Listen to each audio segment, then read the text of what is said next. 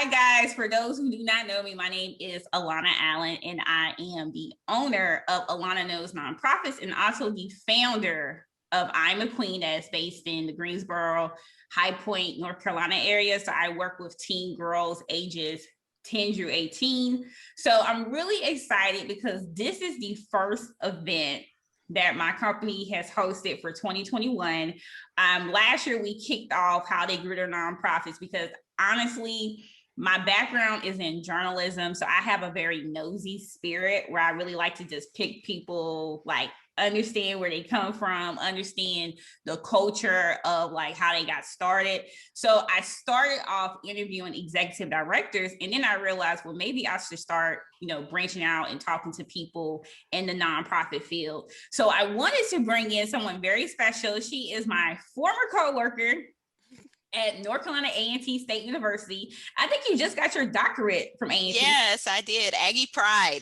Aggie Pride. So super excited for Dr. Shinika McKiever to come in here to speak to you all about sponsorships, because when I worked with her, I always remember like how helpful she was as a person, how she was so professional. And I just love the fact that she is so willing to support the initiative of helping small nonprofits. She is also the founder of the McKiever Group, which is a consultant agency that works with small businesses and nonprofit organizations. And she was recently recognized by the Triad as for 40 under 40 and North Carolina Central, your alma mater, correct? Yes, I did my master's there. Okay. They recognized you for 40 under 40. So that is a really big deal. Hopefully one day I'll get there. But Shinika, I just want to ask you, what is one word that best describes you and why? Say, I asked my sister this question last night. So I'm going to go with resilient. And I say resilient because throughout my life, throughout my career, throughout, my educational path and journey, I've just always had this spirit that's allowed me to overcome anything. I'm first generation college graduate, first person in my family to graduate from college. I was born to a teen mom. So it's just always been in my spirit. And I think, just having a positive outlook and view on life has just allowed me to become this adaptive leader. So I would say resilient, probably followed second by determined and adaptive. Well, that's a good answer. Thank you. You guys, if you have questions while we're talking, please drop them in the chat because we will get to them eventually. But I'm gonna ask her a few questions, things that you definitely want to know. So, Shinika, how did you get into helping nonprofit universities secure sponsorships? Okay, so the funny thing is, I got into philanthropy after I came out of grad school. So I went to North Carolina Central and I graduated in 2007 as the economy tanked. And so I went straight through undergrad to grad, and I was supposed to be a city manager. But the crazy thing was like I had all this education and absolutely no experience in the middle of one of the worst recessions in history.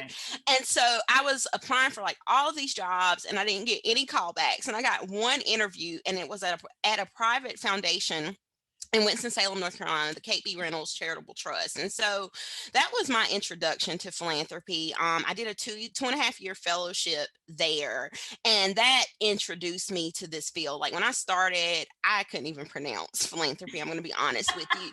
But that was honestly where it changed my whole career trajectory, because I was able to kind of get in there and understand grant making from a funder perspective. And like I said, I was newly out of school. So it was just an awesome experience. And then I was able to I worked more specifically with the healthcare division supporting the program officers. So it was hands-on. And I was just like a sponge. I was just so eager to learn. So they allowed me to do a lot of different things. And so when my fellowship ended, I was again trying to go back to the MPA lifestyle and do something with government administrations, public servant, that type stuff. And I was out of work for about 3 months, and you never know who's kind of watching what you're doing. And so Wells Fargo at the time was the trustee of Kate B. Reynolds. And so they were building out their philanthropic services team. And so the guy called and he was like, you know what?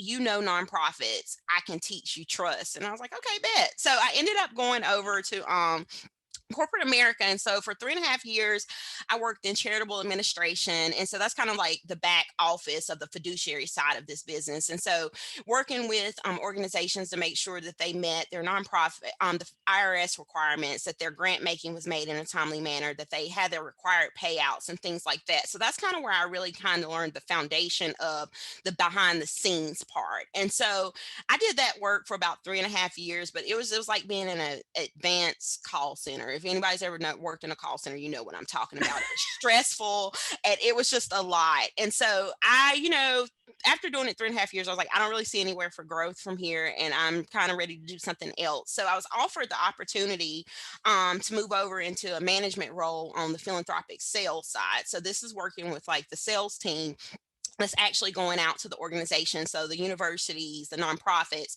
and trying to get their business so that the bank could manage their assets. So I have to shout out Raynell because she's one of my former hires and one of my direct reports. So I appreciate her being here tonight to support. But I did that for about another 2.5 years. I loved my job, but it kind of got to a point where it was really crazy. Like I was traveling across the country, like constantly going in and out of these different places and fixing these offices. And as a Black woman, there was no one in the leadership path that looks like me. Mm. Um, and so, I was trying to make it work because at the time it was what I perceived as a really good job. I had a corporate card, I'm traveling, a corporate cell phone. So all these things that were benefits. But what I realized as I'm traveling, I just bought a house, I'm living out of a suitcase. I couldn't even enjoy it because I was just constantly on the go. And I had went up for a position to join the sales team, and I didn't get an interview, which was crazy because it was in my region. I volunteered in that community, and it was an eye-opening experience because within that moment, I realized that I wasn't valued by the organization and they didn't value what I brought to the table. So I Mm. had to make the hard decision of what do I want to do when I grow up? Because, like I said, I had been in corporate for 6 years, really love philanthropy. So I just kind of put myself out there. I had worked in Winston-Salem my whole professional career.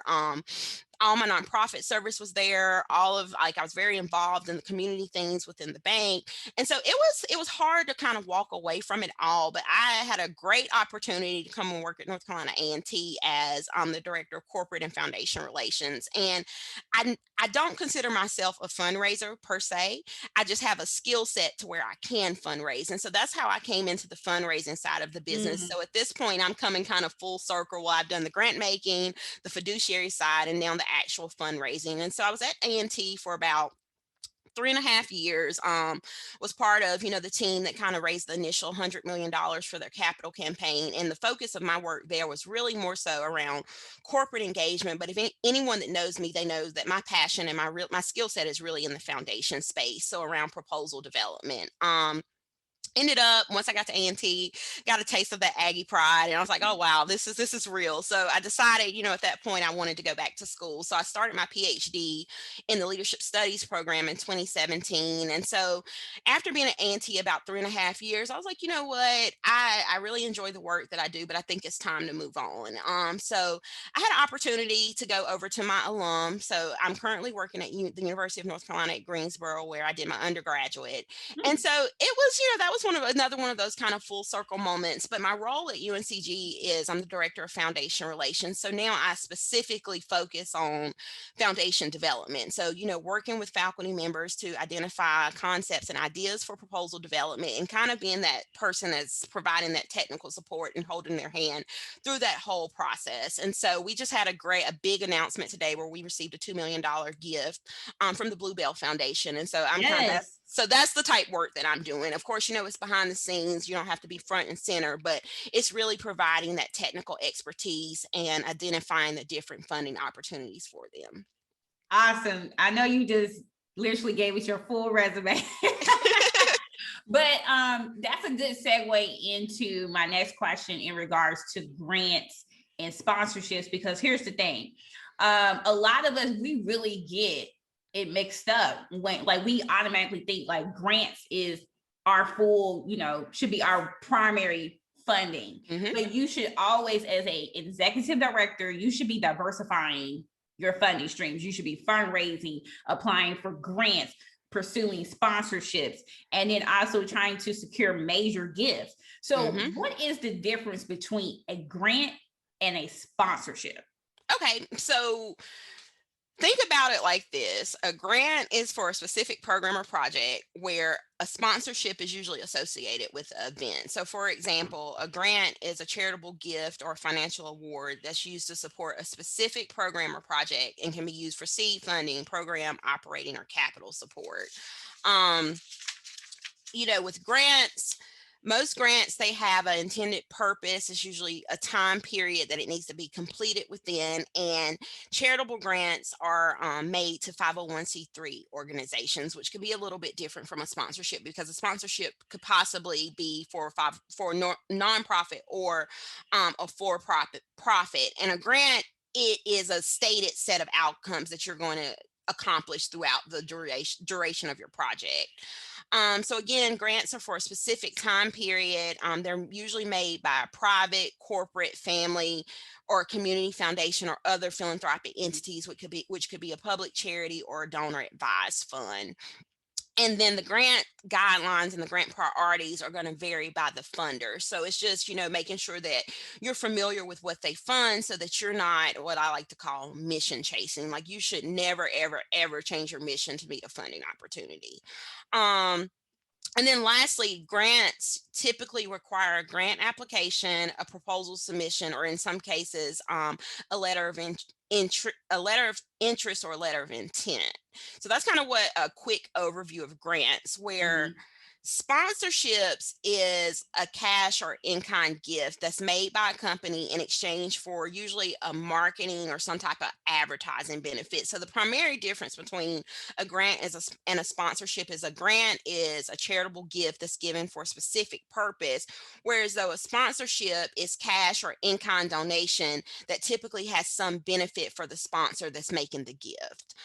So, for example, think of sponsorships. They're made for events, programs, or fundraising events that could typically include marketing benefits such as branding, logo placement, or advertisement on your materials for whatever event or function that particular company is sponsoring for you. Sponsorships are also associated with marketing. So a lot of sponsorship requests comes out of a corporation's marketing dollars. Mm. And so it really needs to, when you're submitting and you're thinking about sponsorships and the companies that you want to approach, you want to make sure that your sponsorship request aligns with the organization's brand, mission, and their organizational goals. Because if not, it's just not going to be a good fit. And so, something else to think about with sponsorships is because they usually include these marketing benefits or general input benefits as a result of the sponsorship, this can impact the charitable amount of the gift. So I'm going to give you guys an example. So say, for example, your organization is having a gala and you're selling tables, right? So you Mhm. have a company, they come in, they say, hey, we want to buy a table. And say, for example, the table costs $600 and they're going to have maybe three executives at that table. So the benefit of that sponsor for them sponsoring the table, yes, that's going to be a $600 purchase towards your organization's budget or fundraising goals, but you can't count that $600 because they have three people that's attending. So they're receiving a benefit as a result of that sponsorship. So a lot of times that is going to cut that sponsorship charitable value in half. So instead of charging $600 on your books for a charitable gift, you may only be able to account for 300 because they received a specific number of tickets or they have people attending the event. Does that make sense? It makes sense. I think a lot of times we don't consider that. A lot of times we're just like, okay, I just need the money. Exactly. And the next question is, how far in advance should you reach out to a potential sponsor? Like, is it 30 days, 6 months, a year? A good number, and this is probably going to sound crazy, but I would say 3 to 6 months in advance of your event. Because for one, you want to make sure that you ensure time for review, approval, and processing of the sponsorship request. The other piece of this that you have to consider is it's going to be really helpful for you to kind of have an idea of what the organization's fiscal year is. Because if they're, say they have a fiscal year end of 6/30 and you're requesting a sponsorship in May, they may be out of money at that point, versus Mm. if you have a awareness of where kind of the time frame around their year end and their budget development piece, and you request your your sponsorship in, September, there's a higher chance that they're probably going to have available funding and time to work with you to process that request versus at the end of their fiscal year and you're requesting something in April. So you just want to make sure that you have enough time to get your materials in, give them time to review and process it, and then also just aligning with their budget because they may say, hey, we don't have any money to do this.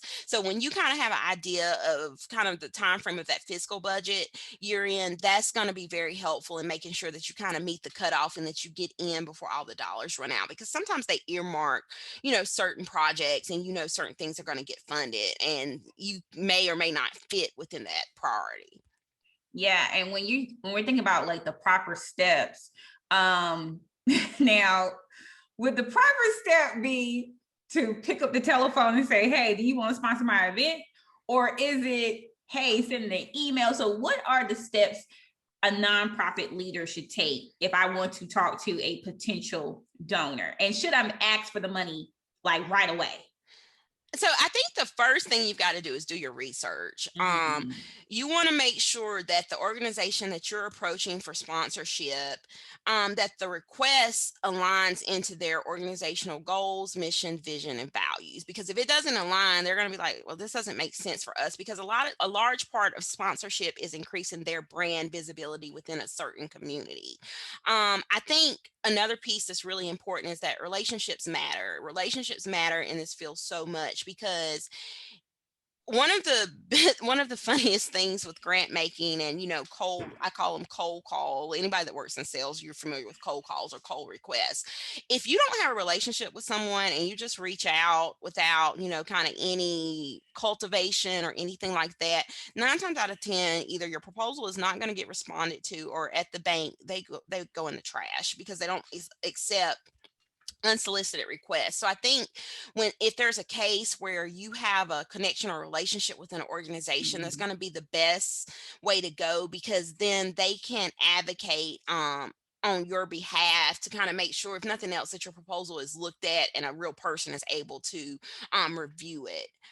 I think that another thing that you have to think about in securing a sponsorship is making sure that when you either reach out to an organization, of course you're welcome to call if the information is public knowledge, or open to just kind of reach out. I mean, a lot of foundations, they have information. With corporations, they may have a community relations person or a community engagement person that handles these type requests, but you want to make sure that you're highlighting the benefits of that sponsorship to your sponsor, and even thinking about how they can potentially engage their employees in the work that you're doing, because they want to get as much bang for their buck, right? So when you kind of approach it from this perspective, you're able to provide a deeper connection that can be beneficial to your sponsorship, because companies are really big on return for their investment. So what they're looking to is supporting programs that's going to increase their brand awareness, have an opportunity for their employees to be engaged, and also support their social responsibility as an organization. And then just another thought that I think is a good practice is developing a sponsorship packet, because with that sponsorship packet, that's going to allow you to make a connection between the alignment of your organizational values with the values of that company.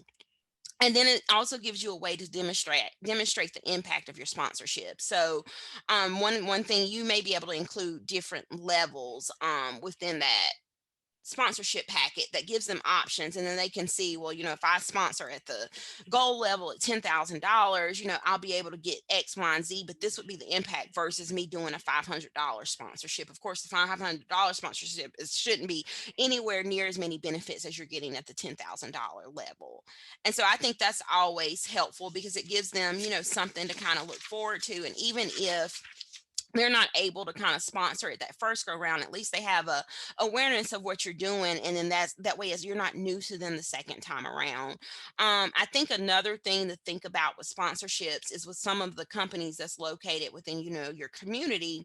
Like, I know, for example, like you can go directly to like either Lincoln Financial, and I'm located in Greensboro, High Point, the Triad in North Carolina. So you might have to do some research on what's in your area if you're not in this region. But like, I know with Lincoln, Walmart, Lowe's Food, they have on their websites where you can go in and, fill out a request for a sponsorship. And that's not necessarily having to contact anyone within the organization. It's a simple online, probably 5 to 10 question survey type document. Got it. And in regards to communication, a lot of times when you start talking to someone in the marketing department for a sponsorship and the relationship is building, like how important is communication for like carrying this thing home to get the money and then to have your sponsorship for your organization?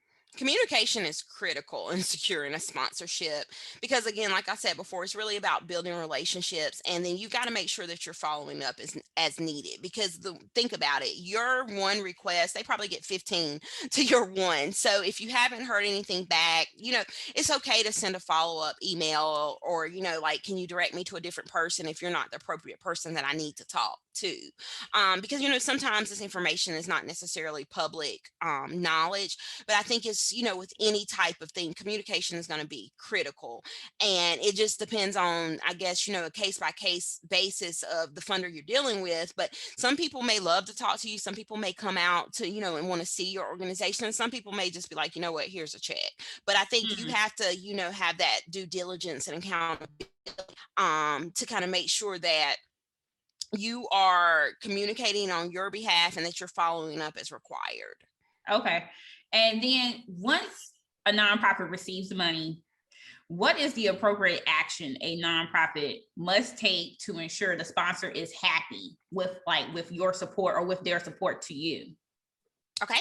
So I think it's very, very, very, very, very important to make sure that you meet the deliverables that you outlined in your sponsorship proposal or request. So, deliver on what you said you're going to do. So, for example, if, they're purchasing a table, you need to make sure that you're following up with them, that you're communicating, around the details with the event. You have this number of tickets. You need to be here at this time. Here's a parking pass. It's almost like rolling out that VIP treatment for them. So just, do what you say you're going to do within your sponsorship application, because if you don't, that could potentially jeopardize future funding. Mm. Another thing to think about is, with sponsorships, like I said before, a lot of these sponsorships are around marketing or advertising. So if your sponsorship requires brand recognition, then you want to make sure that you have the proper files for the logos, and even further, maybe their brand guide, because they may have very specific ways that their brand needs to be presented or, worded and things of that nature. So you want to make sure that you're not distorting their professional brand. So just making sure that you have the information that aligns within what the company wants and that it's listed properly within your sponsorship materials, because a large part of that sponsorship piece is going to be the brand visibility for that company. I also think that you have to read the directions that are provided and make sure that, I mean, this is common sense stuff, guys, but you got to make sure that any required documentation or reporting is completed to ensure that are in compliance with the terms of your sponsorship. So, you may have to do, because I know a lot of you guys are small grassroots nonprofits, you may want to send out a gift receipt or just a receipt acknowledging it. They may require you to complete a W-9 so that they can make payment to you. So just making sure that you're, staying on top of that stuff and submitting it with a timely manner is going to be critical for you to continue that relationship, and especially securing additional funding for them. I think it's also important, within, your activities that you're doing or your sponsored activities, that you offer opportunities for your sponsor to engage with your organization. And this allows for you to continue to cultivate and build out that relationship. And then I'm old school. I think that, you know, make sure you thank your sponsor. Like, a Mhm. handwritten note goes a long way. Like, it's nothing better than receiving snail mail where somebody's taking the time to write a note thanking you for whatever it is. Like, I'm in higher ed advancement, and I send handwritten thank you notes if I have an address for each of our grant proposals. And so I think, making sure you thank your sponsor, finding ways that you can maybe highlight it on social media, highlighting it on your website, and, doing things of that nature is always going to be a plus, because it gives them additional advertisement, but it also shows that you've done your due diligence, and it lets your sponsor know that the investment was worth it. Okay. And This was a lot of information to take in, but it's a lot of good information. And the one thing I have picked up from this conversation is that you should at least try to contact a potential sponsor within 3 to 6 months. Communication is very critical. It's very crucial to the relationship that you're building. And then it's also important for us as leaders to have like the details written down so that whenever someone wants to support us, they know exactly, they have a clear understanding of what they're getting. So Yeah. yeah. I mean, because one thing you could even do, like I do this with my faculty members, in my 9 to 5 job, is like, almost have like a sponsorship template where you have kind of like canned language that you can send out and that you just tweak it based off the different events that you have. And then that way, it may take a little bit of time to create it initially, but then it's done. I mean, and this is the basic stuff of your information. So like your vision, who do you serve? What's your target population? And just kind of highlighting that. And then you can switch out, the pieces based off if you're doing an event or if you need a sponsorship for a program. But, just kind of doing some of that work up front and just putting it in. You can drop this in a Word document. You can drop it in a Google Doc. I mean, PowerPoint, whatever works for you. And then that way you already have it and it's ready to go. And then you just need to update it periodically based off the different sponsorship requests that you have. I definitely agree with that.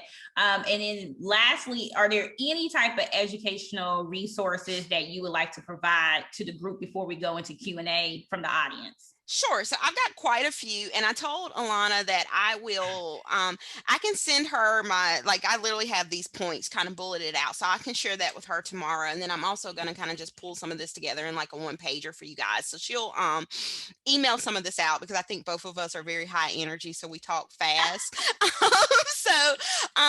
We'll follow up with you guys with some of this information in the next few days so that if you feel like you missed something, we'll get it back out for you.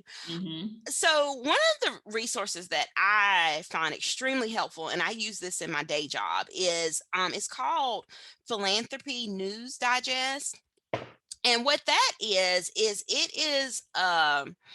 it's a resource. They post different articles on philanthropy, but what I really like to use it for is they do RFP emails. And so you can go and sign up for this one. It's free. And what happens is usually it's like either every other week, they'll send a listserv out where it has like probably 15 different topics of funding areas. And I think you can even kind of, when you sign up initially, you can tailor it to kind of what funding opportunities you're interested in.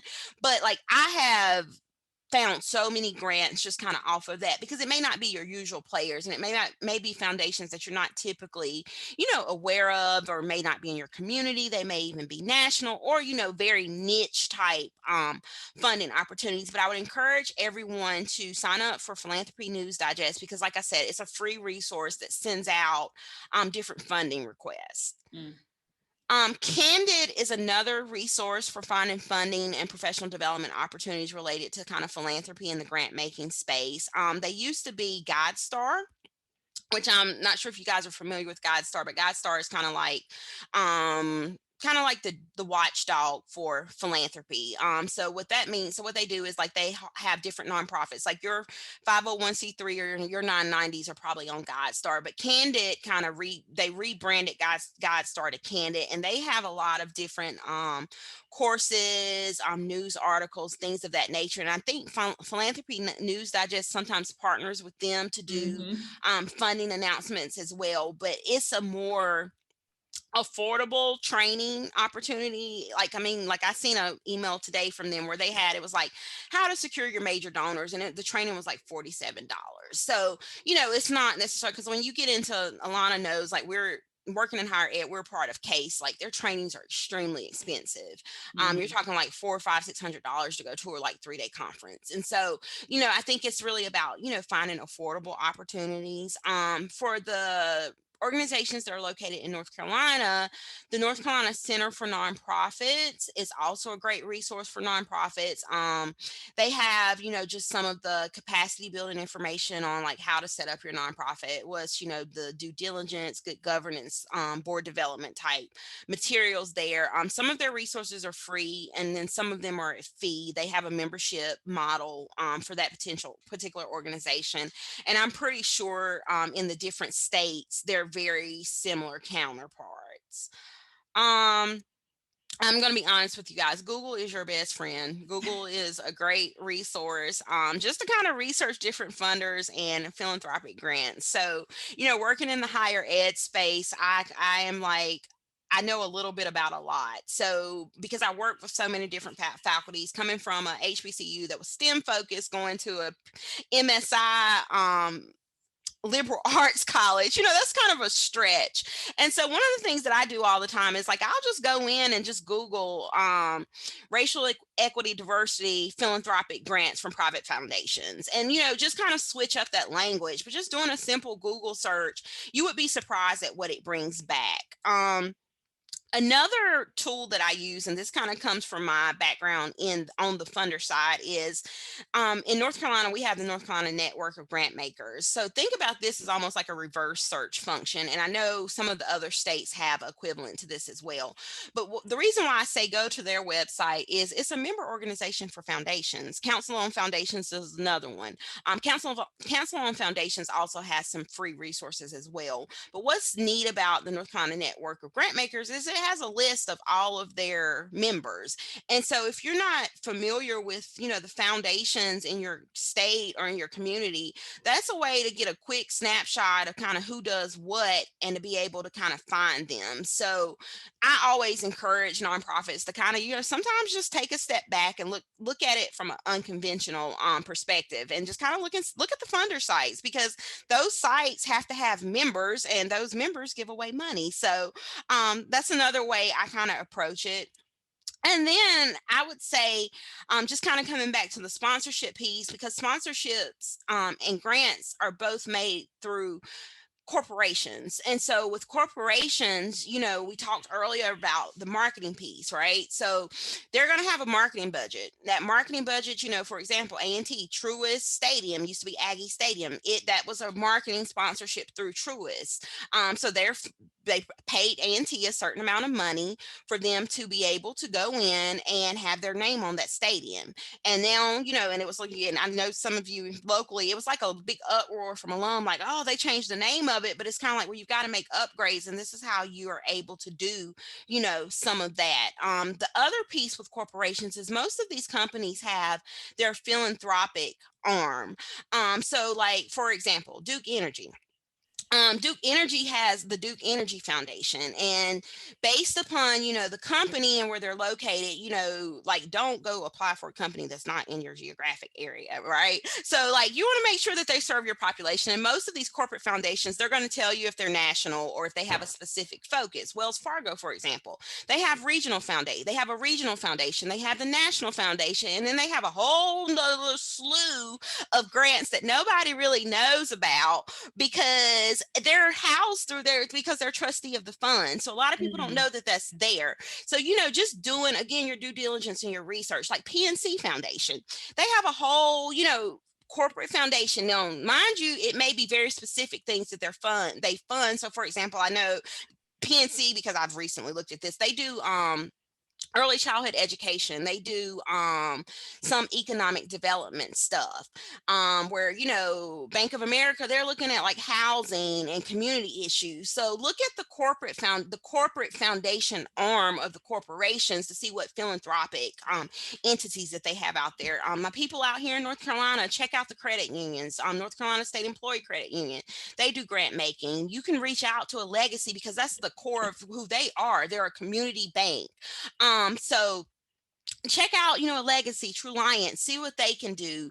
The local credit unions in your community if you're not located in North Carolina. That's another way to kind of get your foot in. Some of these grocery stores, Walmart, like of course Walmart's got the big grants, but you can also go to Walmart and get like a little like gift card. Harris Teeter does gift Mhm. cards, especially being grassroots nonprofits, a gift card to buy some food for an event can go a long way.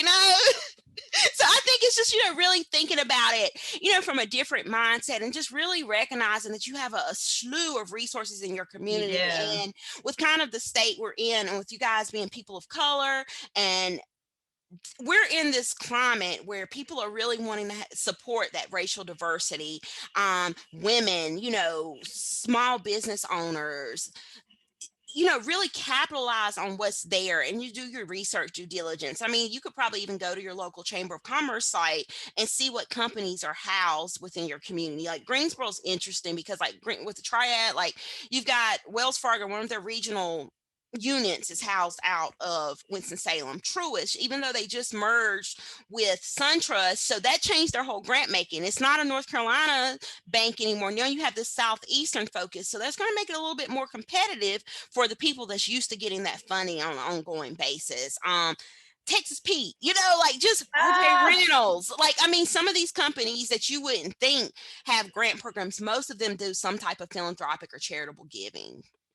I, Shanika, like, whew, you literally just dropped so many gems for everybody. Like, I know Phyllis just said her paper is on fire. So I'm going to stop. I'm going to remove the spotlight Okay. so that we all can go to gallery view. And this is your opportunity to ask questions, because here's the thing. This is a safe location. You should be willing to ask the questions that you need to ask, but take this time to just really ask questions about starting your nonprofit, getting your nonprofit funding. As y'all can tell, Shanika, she literally looks for funding nonstop. She talks to funders. Like, what? So if you have questions, please let us know and drop it in the chat or unmute yourself. And we did have a question from Facebook. It's from C. Andrews Jackson. Okay. She said, would you direct sponsorship inquiries to the marketing department, or would there be other avenues to approach companies for sponsorships?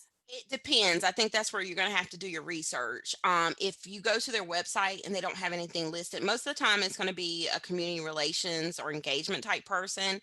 But if you can't find that person, I'd say start out with the marketing department or search for corporate social responsibility, because that should get you kind of in that right direction. Got it. And I do have a question. Sure. How do you know what is the right amount to ask?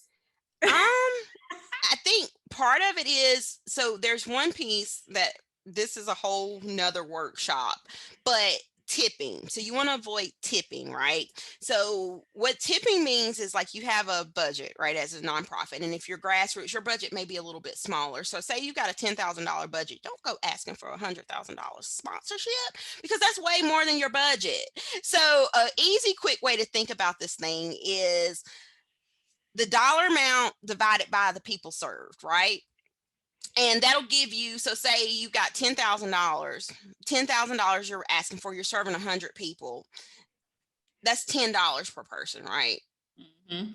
So versus if you were asking for $5,000 and you're serving one person, who do you think is going to be, which one of those sponsorships is probably going to get secured? The one that serves the more people and's got the bigger bang for the buck. So I think you've got to definitely consider what your budget is.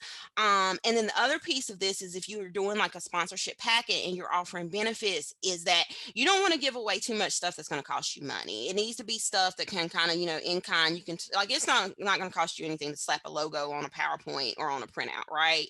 Versus if you're trying to give out, like, have something that you got to pay for.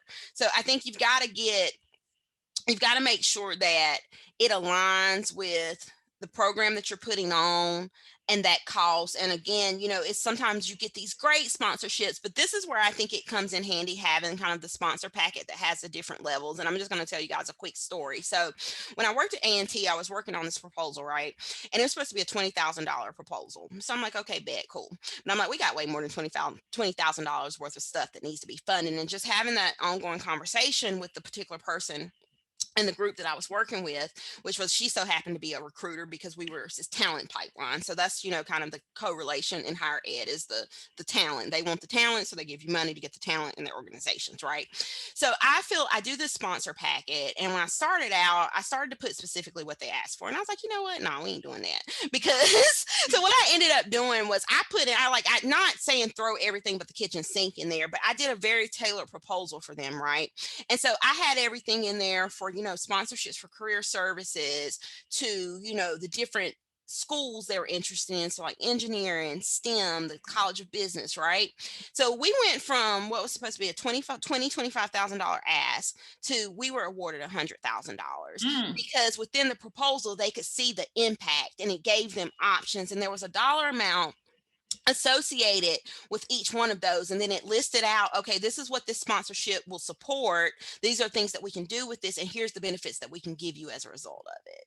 So that's just kind of example. So I think, if you have options, there's always great to give them options, because at least with options, they can say no. They may say no, we can't do it at this amount, but we may be able to fund something smaller. Honey, I like that.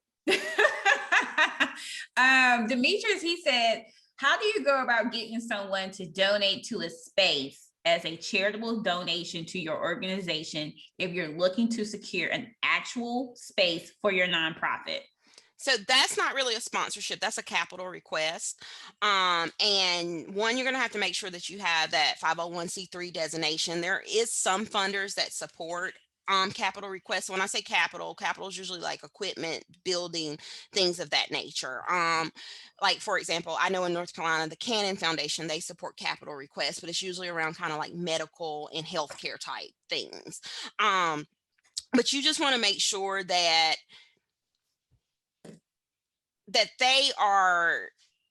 it's clear around kind of like the ownership. And if it's a grant request, it would have to be maybe for a specific room or things of that nature. I haven't really done a lot of capital requests, but that may be, again, this is not my space, but then you get into kind of, some of the government programs and potentially, business grants, because I'm going to keep it 100 with you guys, and you didn't hear this from me, but foundation funding, real estate funding, business funding, it's all the same concept. It's proposal development.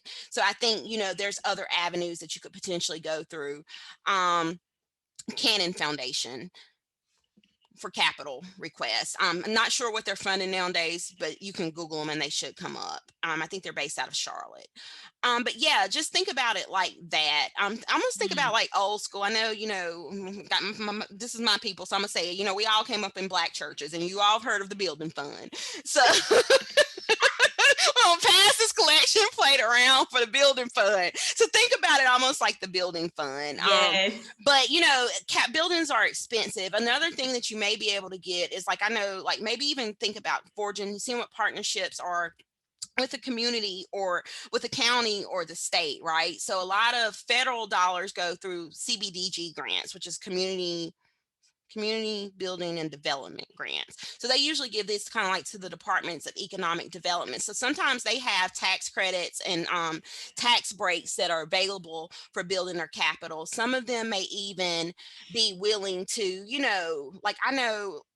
I think, Alana, you may be familiar with this as well. You remember when they donated War Memorial to A&T for like $1 for 100 years? I wasn't there. Yeah, so the War Memorial, in Greensboro, the War Memorial is the old baseball stadium. And so the city of Greensboro, Guilford County used to own that property, and they pretty much rented out and leased that property out to A&T for $1 over 100 years. And then that way it made it affordable for them to do it. So that may be, go into, look at attend your city development meetings and see what's there, or even check out within your city, your county, or your state what economic development opportunities are there, because that may be a way that you can fund capital as well, especially if you're in a distressed community where they're doing special initiatives. Awesome answer. Going to Facebook. So a question from Leah. She said, what would be a good incentive for the sponsors to get them to say they will sponsor your event? So what helps a sponsor to say yes? Okay, so for example, say you're doing an event, right? So if this organization has, say you're like for with Alana's group, she supports, teen girls, what I Am a Queen, mentorship of teen girls, specifically more so African-American teen girls, right?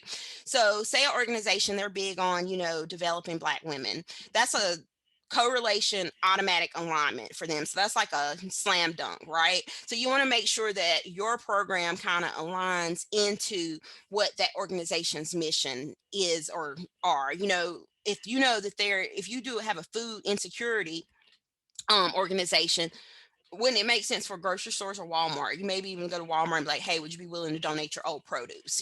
Things of that nature. So just kind of aligning it into what it is that you're doing and how that could be of value to the company that you're approaching for a sponsorship. Okay. Phyllis Nance, she says, how do you solicit so they can be consistent sponsors, monthly, yearly donations? Well, I think good luck if you can find somebody that's willing to sponsor you monthly. I think the other part of this is really thinking about that sponsorships and grant making should never be your end all within your budget. It's not sustainable. Some sponsorships are one time. If you develop a relationship, they may be an ongoing signature sponsor, title sponsor for you. But just keep in mind, we got hit by a pandemic, so that changed the whole game around securing sponsorships, because you went from having in-person events to where people are able to easily show up. You can drop things in a gift bag, things of that nature, to virtual, right? And virtual, I know an organization that I volunteer with, we struggled with securing sponsorships because nobody really wanted to sponsor virtually. So that kind of cut the availability of them. So I think, one, you've got to be able to show that your organization is sustainable is the number one piece. And then just being very strategic in your sponsorship ask. You don't want to kind of keep biting the hand that feeds you, so you don't want to get greedy with it. And I think that just comes with the relationship and the conversation. I think as the relationship cultivates and grows, then they're going to be more willing to sponsor you over time. Got it. So my next question comes from Angela. It says, I have a problem saying this word to myself, Okay. philanthropists looking to fund the hot topic issues now? Can you repeat that for me? So are most philanthropists looking to fund the hot topics, the hot topic issues now? Yeah, I would say so. So this is a safe space. So right now I'm at UNCG. So UNCG is a minority serving institution, but in all actuality, it's a PWI, which means predominantly white institution. And so, just because something is funded at North Carolina A&T does not necessarily mean that same funding is going to be applied to UNCG, right? So I'm just going to use a common example, the Amazon gift, right? So we all know about the big Amazon gift from the Amazon money from Jeff Bezos' ex-wife, Mackenzie. She was very intentional in funding organizations that supported indigenous populations, or HBCUs, right? That was where it was very targeted, very selected, and it was made through her donor advised fund so that people couldn't really, access her directly, right? And so the intention there was to support programs of color. She didn't necessarily see UNCG as that type of program, right? So we're not necessarily going to get that funding because that funding is earmarked for a HBCU. But then just the climate of what we're dealing with the world, there's just a lot of funding around women's development for funding for people of color. And then there's a lot of funding in the EDI space, so that racial equity, diversity, and inclusion. So I think it's really just doing your research. The other thing with being in the middle of a pandemic, you're going to see a lot of funding around COVID relief and COVID response. So, they may do more community funding, whereas though in the past they might have been, really been open to doing housing and all this different stuff, where they may really be focused on trying to help people get on their feet and survive within the pandemic. So I think that's where it's going to come into play, looking at the funding and the grant priorities. Got it. So if I say your name wrong, I'm sorry. Shataria Whiteside, she says the IRS is currently backed up with processing 1023 forms. However, we have been granted nonprofit status by the state. Can we still seek sponsors without a 501c3 status? You're in a gray area there. So I think if it specifically states it has to have a 501c3 status, I think you need to have Mhm. that. The other piece, the other workaround is partnering with the organization that can serve as your fiscal agent, right? So a fiscal agent is, say you're in the process of getting your 501c3 set up, because the 501c3 designation comes from the IRS, right? And you have to have that EIN number, which is your that's how they're going to check and make sure that you're a 501c3 organization. So if you're not able, if you're backed up or you're waiting to get that approval, then consider partnering with another organization that can serve as your fiscal sponsor. And what that means is that they're going to accept the funds on your behalf. Sometimes a foundation, if like your budget, or if you're not been in existence for that long, they may require, a fiscal sponsor. But that's kind of the workaround, is just having a fiscal sponsor or fiscal agent that can process the funding until you're able to get your designation set up. Makes sense. Do we have any more questions? I don't see anything I have a on. question. Okay, go ahead. I'm sorry, I didn't want to type it because it's a lot. It's a twofold. Okay. Rare and Black does not, we don't feed the homeless. We are a specific organization to magnify the awareness of Black people in the rare disease space. And we're currently looking for, what I'm working on right now is to do a study. Something similar was called the Burden Study with the National Organization of Rare Diseases, but I wanted to do something specific for Black people. And so I'm in the process of applying for a grant, but I also wanted to know how I could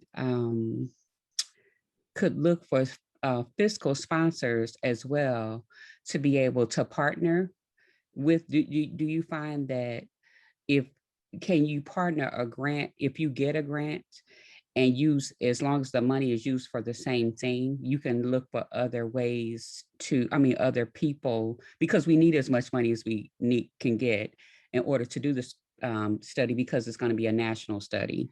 And so I didn't know if we could do that. If we don't get the grant, at least we'll have the sponsors. And then the other question was, do you find it that it's more difficult to be able to get sponsors when you don't have a fiscal product? Like, I don't have any pictures of someone working in a lab, because I'm trying to make sure that Black people have equitable representation in the rare disease research space. Mm. Okay. So I think to the first part of your question, like, you could possibly, I don't know where you're located, but one thing you could think about is, if you need a fiscal, maybe partnering with a local church, or, another organization that may do something similar. But a church, maybe like a community development corporation, something like that, that aligns with kind of your mission, right? Mhm. And then can you repeat the second question for me? So if I'm in the running to get a grant over 3 years, it's like $600,000 over 3 years. If we do get that grant, can I use the grant along with soliciting sponsorship to be able to do the same program? Or Yes, would they frown yes. upon that? Or will the No, sponsors frown? so think about it. The grant application and the sponsorship are completely different. Within, a grant application, they may ask you, list your top 10 funders, right? And that's where you would put that information down. And a lot of times that's just an organization and an amount. With a sponsorship, that's completely separate. So you may have grant funding, and the sponsorship can almost complement that. You just need to make sure that you clearly disclose everything within the application process, and that I think that's how you avoid that. And like I said, with the grant application, it'll be a little bit different, because they may have a question that asks you specifically, is this program funded, and if so, name your top 10 funders. Or it may be stipulations within the grant priorities and the grant guideline that says, they only support new programs, new projects, or we don't provide operating support. But that's going to be case by case by the individual funder, and it's going to be critical for you to go through those guidelines, because the guidelines is the devil is in the details. Okay, thank you. You're welcome. Whew, that's a lot. So we have a question from C. Andrews on Facebook. She said, is it realistic for a new 501c3 organization to seek sponsorships? Asking because our first event is a 5K fundraiser in August to generate scholarships for STEM camps for minority children. So yeah. Why would you not? If you have the 501c3, you have the 501c3, you're doing the work. Again, and coming back to Dion's point is, if you don't have a physical product, a lot of grant making, it is all about outcomes. If you ain't hear nothing else I said today, it's about outcomes. They don't care about activities. They want to know what behavior is changing as a result of the funding they're giving you for this program. So you got to be able to articulate those numbers. And that goes to the same thing for your raise. Even though you're a new organization, like you could maybe, a signature sponsor, for this first time event, like, the buzzwords, like hype it up. Like, you got to sell your event, you got to sell yourself. And again, they may have they might sponsor a team with their employees and buy t-shirts or something like that. You just never know. So what I'm going to tell you is, don't knock yourself before you even get started. There is no stupid question. And with foundation, with this work right here, I'm gonna keep it 100, you guys. It's 50-50. It's a 50% chance they'll say yes, and it's a 50% chance they say no, but you don't lose anything. If somebody's asking you to pay to submit a grant application, that's not a grant. So just don't get scammed in the process, because there's a lot of scammers out here. Well, that is, I definitely say go for it, Ciandris, on Facebook. I think we're going to close out with one last question. Okay. So does anyone have a question in the chat? Because if not, we're hitting the hour mark. But Shinika, you did an amazing job. You gave us enough to eat off of. Okay. I hope everyone took some notes. Yes, we see some little hand reactions going on. So yes, you did an amazing job. I definitely appreciate you. You gave us more than we can even imagine. Thank you. I think a lot of people were like, well, what's the name of that foundation? Who are you talking about? So we look forward to your one pager. Y'all, please look out for the YouTube video that will go on my website so that you'll have it. I also want to be able to share with you all some upcoming events that I am doing in June. So on June 1, I am doing a fundraising masterclass on how I raised $10,000 in 4 weeks for my May Day fundraiser. So I'm going to provide you with fundraising templates, and the recording is only $9.99. It's going to be on Tuesday, June 1 at 8 p.m. It was a lot of fun, but it took a whole lot of focus to raise that amount of money in a short amount of time. And then I want you to save the date for a grant readiness boot camp that's going to take place on Saturday, June 12th. I have Chad Collins coming in. He's a CPA in Greensboro. And I also have my grant coach who is going to be talking about how to get prepared to apply for a grant before you decide that you're going to fill out an application. So we're going to help you we're going to do the pre-work first. So this is the information that I want you to have. Shinika, she's going to send me the information so that we can create a one pager. So you'll get that from me. Make sure you register today for these upcoming sessions. And if anybody has any questions, please email me. And then Shinika, if you want to provide any type of contact information, please let me know. Sharon, you said, Shinika, do you have a sample donation packet? Probably do. I'll have to go back and I can find something. So if you want, you can give them my email address. Okay. Whoever asked for the sample donation packet, please send me an email, because my mind is not long. Blame it on my head, not my heart. But as we have a lot going on, so if you'll email me any additional questions that you have, and like I said, within probably the next 3 months, I'll be launching my firm. And yeah, so I'll drop my email in the chat really quickly. Awesome. This is my personal email. I'm still getting my site up and running, but I can drop that too. I would love for you guys to check it out, give me feedback. Like I said, the services are not there yet because life has just been crazy. But yeah, I'm getting back on it, and I would love to work with you guys. Like I said, it's been great. I really appreciate Alana just inviting me, and I think we need to continue to have these type of things, because we have to support each other. It is not a competitive space. Like everybody has their own lane and we can learn from each other. So don't look at, the people as your competitors. Look at them as people you can potentially partner with. Absolutely. And yeah. Yes, Demetrius, I will do a replay on the 12th. And then that's it, everybody. So thank you so much for joining me for my first 2021 event. This was awesome. You did a great job. Thank you. I appreciate it. And stay tuned for more because I want to do more teaching, more education around grant readiness. I'm realizing that sometimes we go full speed ahead, and sometimes we need to slow down and start from the beginning. So that is where I'm at. I thank God for everybody who showed up, and everybody have a blessed evening and be safe. And don't forget to wear your mask. Bye-bye. Bye.